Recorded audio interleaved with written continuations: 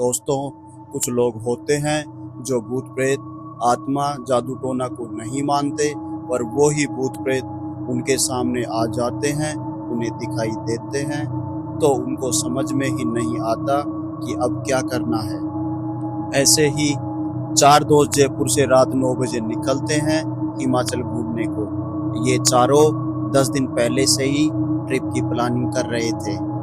निकले तो थे ट्रिप एंजॉय करने, लेकिन इनके साथ आगे कुछ ऐसा हुआ कि आपकी रूह तक कांप जाएगी सुनकर।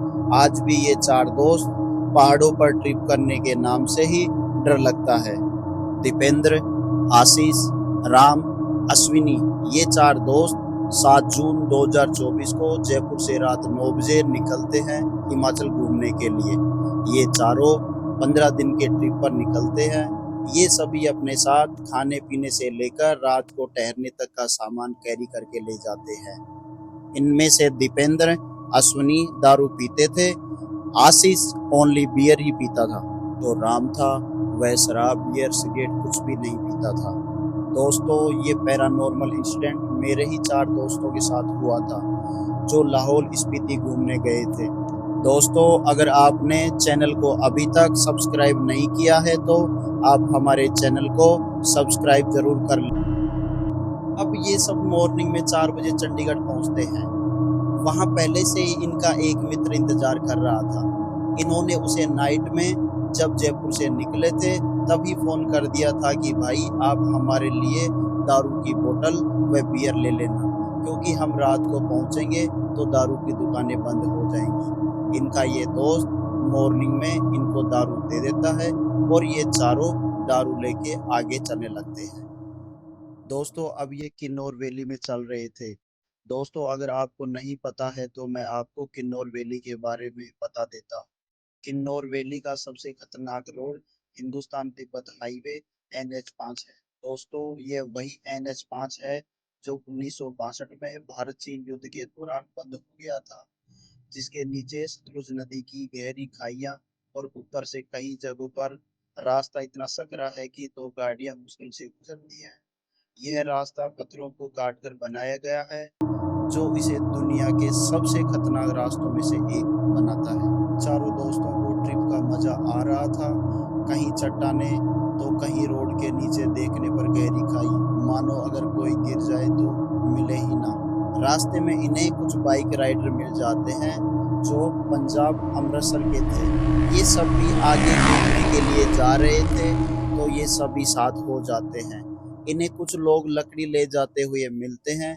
इन्होंने रात में आग जलाने के लिए उनसे लकड़ियां खरीद ली। अब ये करीबन 4 बजे गुई गांव पहुंचते हैं।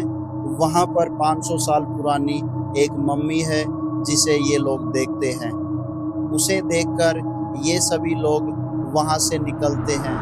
ये सभी गुई से 8-10 किलोमीटर आगे चलकर रात को रुकने का प्लान बनाते हैं। ये सभी 10 बाइक राइडर और ये चारों दोस्त सोने के लिए टेंट लगा ही रहे थे कि कुछ वहीं आसपास के गांव के लोग इन्हें वहां रुकने के लिए मना करते हैं, पर वो किसी की नहीं मानते। यहाँ एक रुकने का अलग ही नजारा था। पहाड़ों के बीच में बहती नदी प्रकृति गोद में आ गए थे। प्रकृति दोस्तों जितनी खूबसूरत होती है उतनी डरावनी होती है। अब वो होता है जो ये लोग कभी भूल ही नहीं पाए। ये सभी अपने अपने टेंट लगा लिए और दारू पार्टी स्टार्ट कर दिए। कुछ इनमें से खाना बनाने लग गए। टेम्परेचर कम होने के कारण टेंटों के बीच में लकड़ियां जला लेते हैं। अब ये सभी रात 11 बजे कुछ खाना खाते हैं, कुछ नहीं खाते। अब ये टोटल 14 लोग थे। इनमें से 2 दारू नहीं पिए हुए थे। पार्टी करते करते कब रात के 1 बज गया इन्हें पता ही नहीं चला।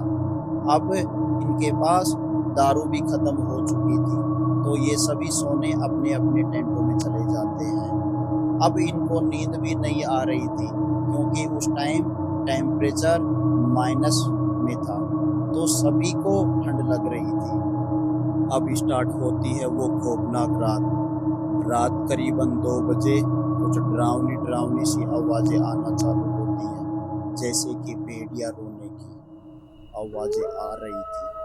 अचानक राम व अश्विनी के टेंट के पीछे कुछ अदृश्य काला साया उनको नजर आता है। अब ये उन आवाजों से पहले ही डरे हुए थे। ये देखकर वो डर गए। ये दोनों भागकर दीपेंद्र आशीष जिस टेंट में सो रहे थे उसमें चले जाते हैं। इनके साथ भी ऐसा ही हो रहा था। इतने में ही इनके ऊपर छोटे छोटे पत्थर आने लगे। तो ये चारों पत्थर देखने बाहर आए तो वो बाइक राइडर भी बाहर आ गए।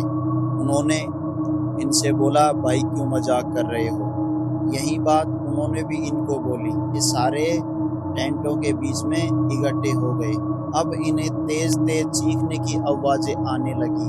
सभी के पास से कुछ काले साए गुजरने लगे। रात इतनी डरावनी थी कि जो पास ही पहाड़ थे वो भी दिखाई नहीं दे रहे थे। जो नदी शांत बह रही थी वो अब ऐसी आवाज आ रही थी जैसे कोई 500 मीटर ऊंचाई से झरने का पानी गिर रहा हो। अब जो ये सभी दारू पी रखे थे इन सभी का नशा उतर जाता है। अचानक इनमें से 2 लोग गिर जाते हैं। इनमें से एक अश्विनी था। अब ये देखकर डर जाते हैं।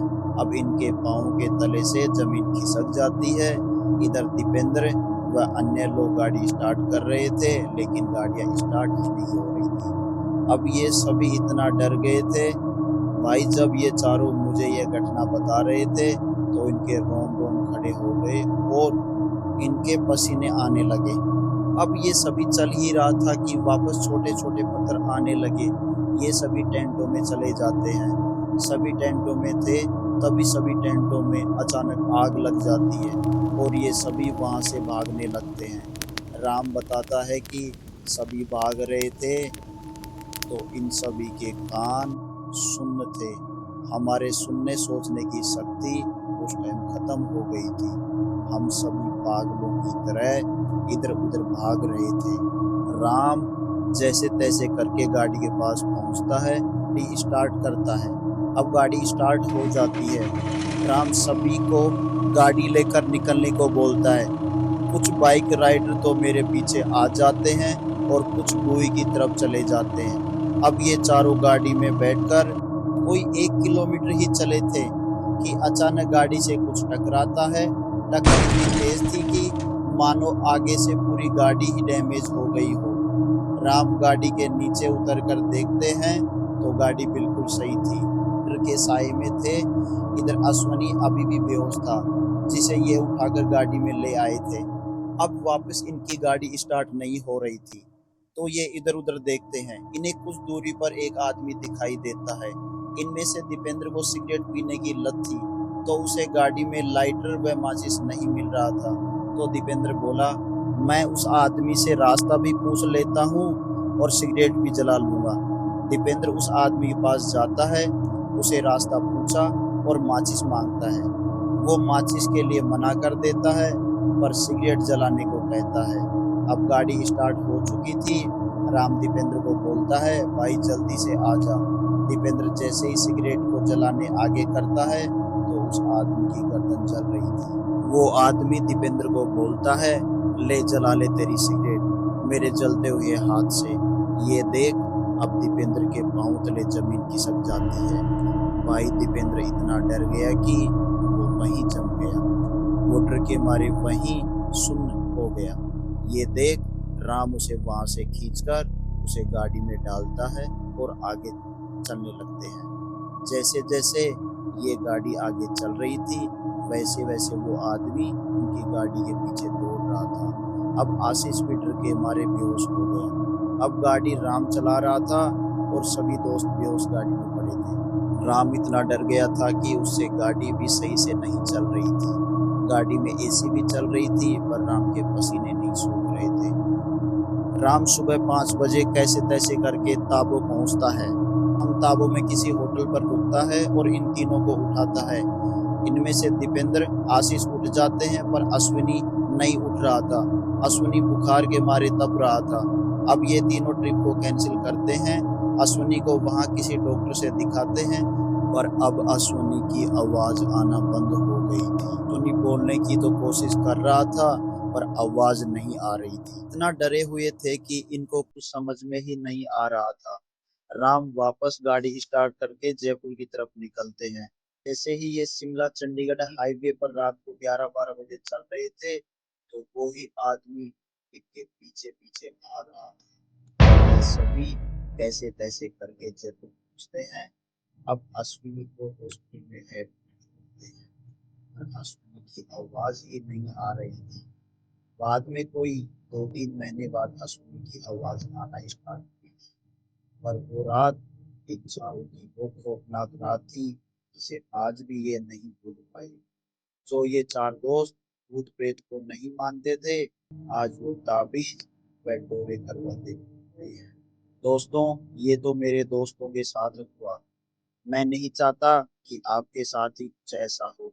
आपको जो लोग मना करें कहीं रुकने के लिए, तो आप प्लीज उस जगह ना रुकें। उस जगह से आप सावधान रहें। पहाड़ों में सुरक्षित जगह रुकें और अपने को सुरक्षित करें।